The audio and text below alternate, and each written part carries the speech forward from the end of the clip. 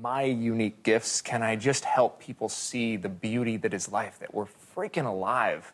But every time I got one of these roles, I was surprised, because most of the men I play ooze machismo, charisma. I think as a man, I'm always going to come with my own biases, and it's one of the reasons I was afraid to direct this movie, let alone act in it. The judge just dropped a bombshell that's about to flip everything you thought you knew about the Blake Lively scandal. For months, we've watched Hollywood's golden couple play the victim card while Justin Baldoni got dragged through the mud. But the newly unsealed court documents don't just poke holes in their story. They completely shatter it. What's buried in these pages isn't a tale of harassment and heroism. It's the blueprint of the most ruthless corporate takeover Hollywood has ever seen. Okay, so going back to the Justin Baldoni of it all. Those text messages orchestrated by two of the industry's biggest stars who were willing to destroy a man's career to get what they wanted. And the smoking gun, text messages that prove Blake Lively and Ryan Reynolds didn't just manipulate the media, they weaponized an entire army of fake social media accounts, spent nearly $100,000 on untraceable propaganda, and turned serious allegations into a calculated power grab that would make Machiavelli proud. Perez Hilton did not have a legal win in court against Blake Lively this week, despite what he and other content creators have been telling you. If you think the powerful should be held accountable, if you believe the truth matters more than star power, then smash that like button. Share this with everyone who needs to see it, and hit subscribe, because we're not backing down from exposing the stories they don't want you to hear. The game isn't over, and neither are we. January 2024. The strikes were over, cameras were ready to roll again, and what should have been a simple return to set became the opening move in Hollywood's most calculated power grab. Blake Lively called for an emergency meeting.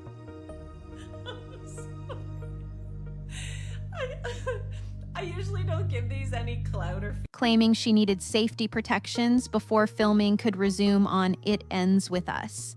But here's what nobody saw coming. Her husband, Ryan Reynolds, showed up too. Not as moral support, not as a concerned spouse, as a strategic player in what court documents now reveal was a carefully orchestrated takeover. The meeting wasn't about protecting Blake from harassment. It was about weaponizing harassment claims to seize creative control of an entire film. The so-called safety demands she presented weren't just about boundaries.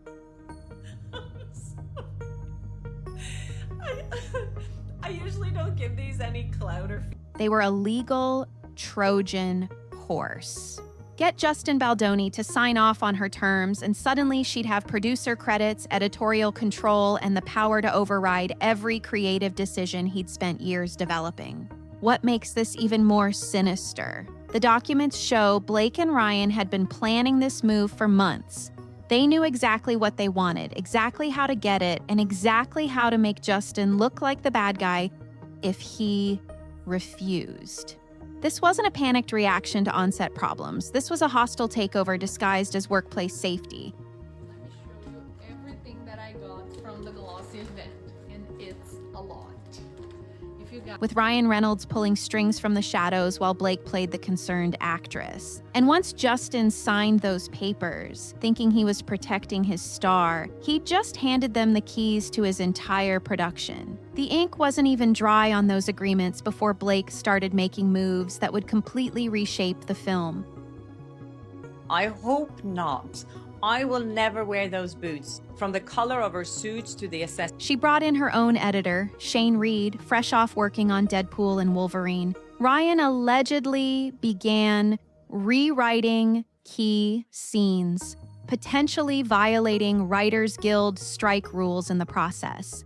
Justin Baldoni, the man who'd spent years developing this project, was suddenly watching his own movie slip away from him piece by piece. But here's where it gets really twisted. Ryan Reynolds wasn't just helping his wife, he was positioning himself as the savior of a broken script. So far-fetched. This is what it's come to, you guys.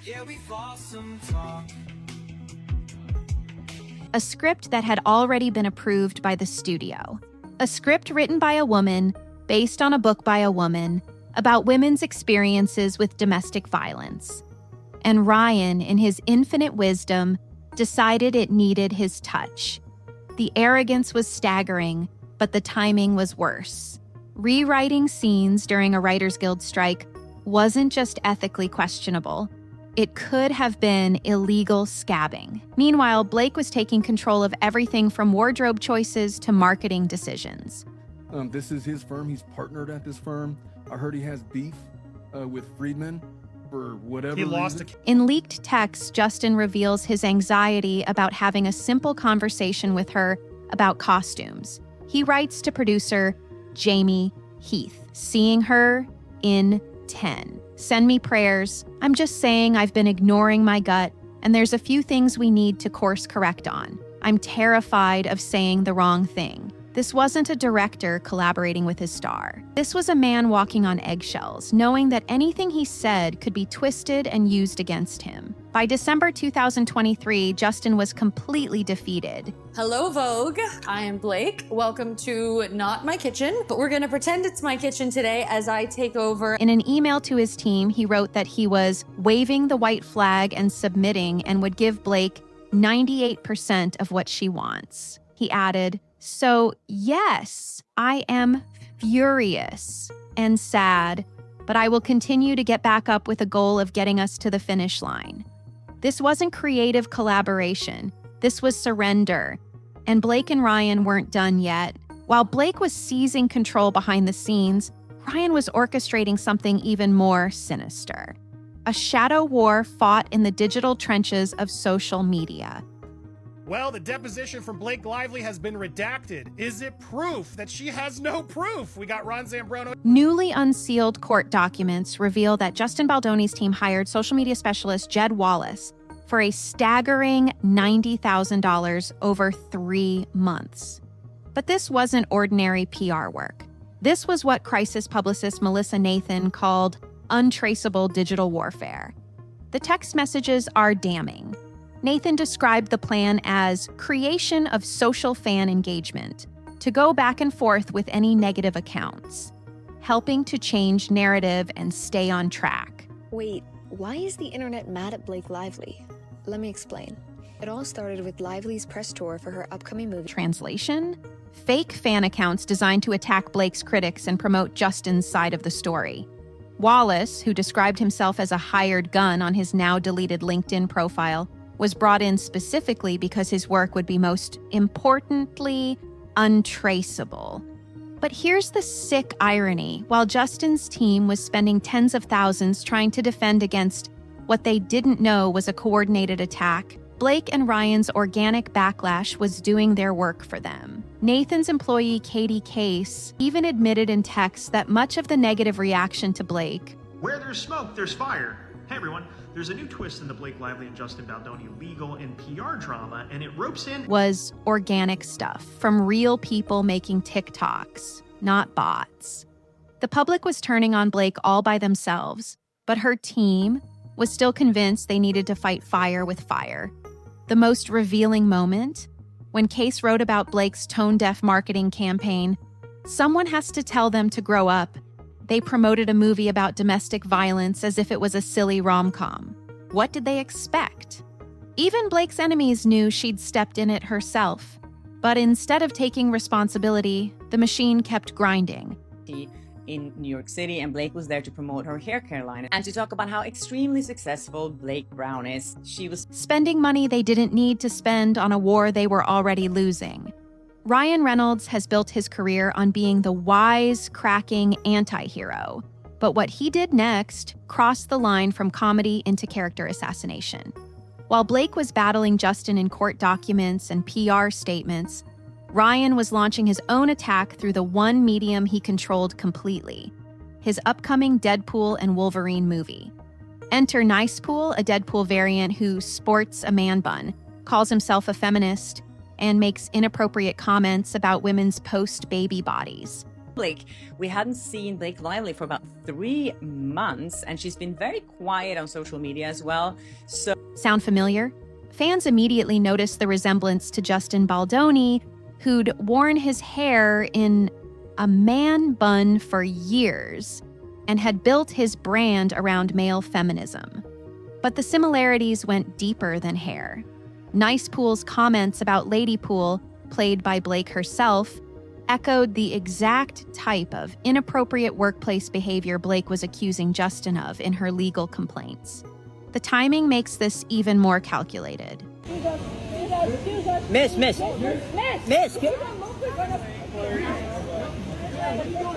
Deadpool and Wolverine finished filming in June 2024, 5 months after that January meeting where Blake and Ryan confronted Justin about his alleged behavior. They knew exactly what they were doing when they created this character. This wasn't satire or coincidence. This was revenge served cold through a billion-dollar blockbuster. And Blake was in on it. In the credits of It Ends With Us, she thanks Gordon Reynolds, the exact same alias Ryan used for playing Nice Pool.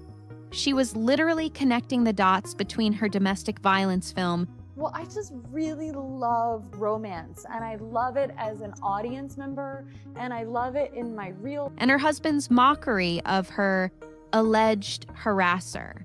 The message was clear: cross Blake Lively and Ryan Reynolds will turn you into a joke for the entire world to laugh at. The text messages that emerged from the court documents read like a masterclass in crisis management gone wrong. While Justin's team scrambled to respond to Blake's allegations, their own communications revealed just how desperate and disorganized their defense really was. But more importantly, they exposed the one thing Blake and Ryan couldn't control. As one of the biggest Blake Lively supporters on this app, this footage that I'm about to show you guys is going to make it really, really difficult. Authentic public reaction.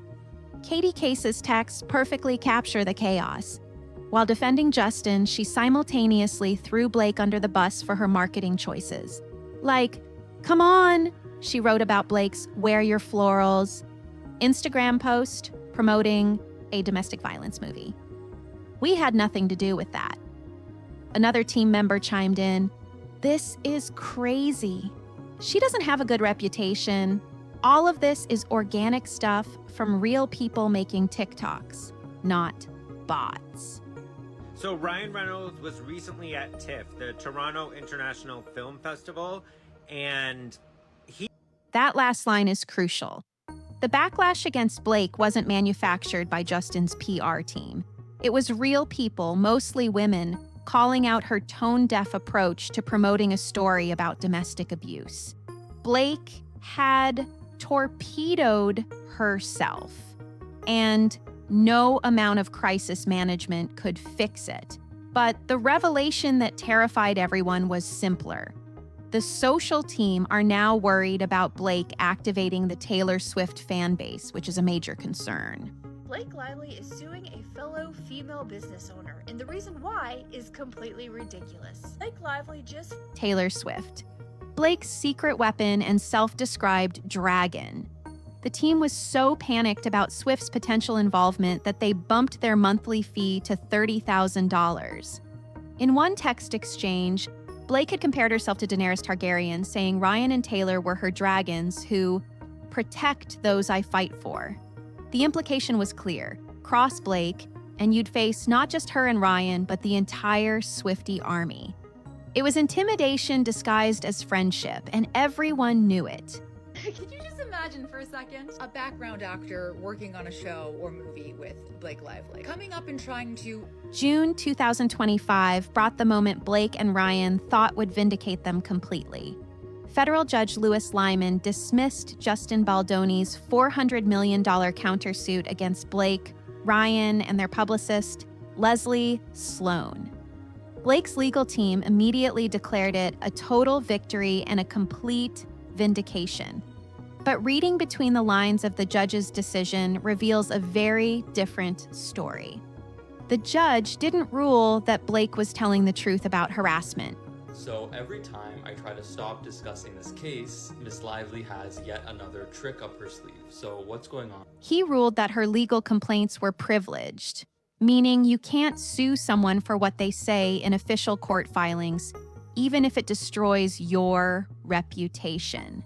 It's a legal protection that exists for good reason, but it's not a determination of truth. Judge Lyman was clear that Justin had failed to prove actual malice in Blake's allegations, but that's an incredibly high legal standard that's almost impossible to meet. Blake Lively comparing herself to Will Ferrell so that the SEO tracks. I'm a very, very shy person, and I always say this. Meanwhile, the unsealed documents were telling a story that Blake's legal victory couldn't erase. Text after text showed coordinated strategy sessions, planned narrative control, and calculated reputation management. The public was reading these messages and drawing their own conclusions. Blake might have won in court, but she was losing the war for public opinion. Justin's lawyer, Brian Friedman, wasn't backing down. Miss Lively and her team's predictable declaration of victory is false, he said, promising that other legal options were being explored. Okay, so if you thought you were having a bad day today, I would like to personally assure you that it is exponentially better than Blake Lively. More importantly, the organic support for Justin was growing. Internet sleuths were combing through every document, every timeline, every contradiction in Blake and Ryan's story. The same authentic public reaction that had turned against Blake during the film's promotion was now working in Justin's favor. The financial toll of this war was staggering, but the reputational damage was irreversible. Justin Baldoni spent $9 million defending himself against what the documents now suggest. When I remember hearing that, like, I don't know, a decade ago. But it makes sense because in this industry, when you play, and I've done a lot of... Was a coordinated campaign to destroy his career. $9 million to fight back against two of Hollywood's most powerful stars who had weaponized harassment allegations to steal creative control of his film.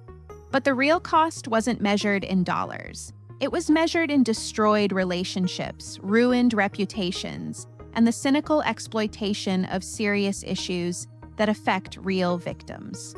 Blake and Ryan had taken the legitimate concerns of women facing workplace harassment and turned them into tools for a corporate takeover. Why Taylor Swift's engagement announcement escalated her feud with Blake Lively. Taylor and Blake first became friends back in 2015. They dragged Taylor Swift into their mess, manipulated their fan bases, and left a trail of collateral damage that included female screenwriter Christy Hall, whose work was undermined by Ryan's unauthorized rewrites. The industry took notice. Sources close to Marvel Studios revealed that Deadpool 4 had been pushed to the bottom of their development slate, partly due to the controversy surrounding Ryan's involvement in the It Ends With Us drama. Justin Baldoni's $400 million defamation lawsuit against Blake Lively has been dismissed by a judge in New York. Agencies were distancing themselves. Projects were being reevaluated. The Golden Couple's brand was tarnished, and no amount of legal victories could polish it clean. Most damaging of all was the growing recognition among industry insiders that Blake and Ryan had crossed a line that shouldn't be crossed. Using harassment claims as weapons in a creative dispute wasn't just unethical. It was dangerous for every real victim who would now be viewed with additional suspicion. We've just launched our vodka iced teas. One is Meyer Lemonade, one is Passion Fruit, and they really are from... They'd weaponized the Me Too movement for personal gain, and Hollywood was finally waking up to what that meant. Strip away the legal jargon, the PR spin, and the celebrity worship, and what you're left with is a simple story about power, greed, and the lengths some people will go to get what they want. Blake Lively and Ryan Reynolds didn't just steal a movie. They perverted the entire concept of workplace protection to serve their own ambitions. The unsealed documents don't lie. The text messages don't lie. the timeline doesn't lie. I mean, what is the next What does 5 that years? mean? Well, it's What happened on the set of It Ends With Us wasn't harassment followed by a smear campaign. It was a calculated takeover followed by a character assassination campaign designed to silence the victim when he tried to fight back. Blake and Ryan turned Justin Baldoni into a villain to hide the fact that they were the real aggressors. They spent nearly $100,000 on social media manipulation. They exploited their celebrity friendships. They potentially violated union rules. They turned serious allegations into weapons. Oh my gosh, I mean, how cool is that? So I get to host Saturday Night Live, which is just, still, I can't believe. And when the public started seeing through their performance, they doubled down with lawsuits and more manipulation. But the truth has a way of surfacing, especially when it's buried in court documents that can't be spun or edited. This story matters because it shows how easily powerful people can manipulate systems designed to protect the vulnerable. It matters because it reveals how celebrity culture can be weaponized to destroy lives and careers. And it matters because it proves that sometimes the real villains are the ones playing the victims on the evening news. Rob Liefeld, who drew Ladypool in 2010. He and his wife were watching Gossip Girl. Crazy. And so Blake Lively and Ryan Reynolds built their careers on charm, wit, and carefully crafted public personas. But in their rush to steal Justin Baldoni's movie, they revealed who they really are underneath all that Hollywood polish. And once that mask comes off, it's almost impossible to put it back on.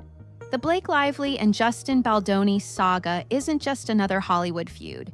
It's a cautionary tale about what happens when power, manipulation, and celebrity status collide with real people's lives and careers. The word was trending this year. I don't think Blake Lively was that bad. The unsealed court documents have given us an unprecedented look behind the curtain of how modern celebrity scandals are manufactured, managed, and weaponized. Whether you believe Blake's allegations or Justin's counter-narrative, one thing is undeniable. The public deserves to know the full story, not just the version that billion-dollar PR machines want us to see. These documents remind us that in an age of social media manipulation and coordinated influence campaigns, You're in the red. Oh my God. I'm in love with. the truth often lies buried in legal filings and leaked text messages rather than in carefully crafted public statements. As this legal battle continues to unfold, one thing remains certain. The court of public opinion is still very much in session, and the jury is still out on who will ultimately be vindicated when all the facts finally come to light. Thanks for watching, and remember to stay critical, stay informed, and never stop questioning the narratives that powerful people try to sell you.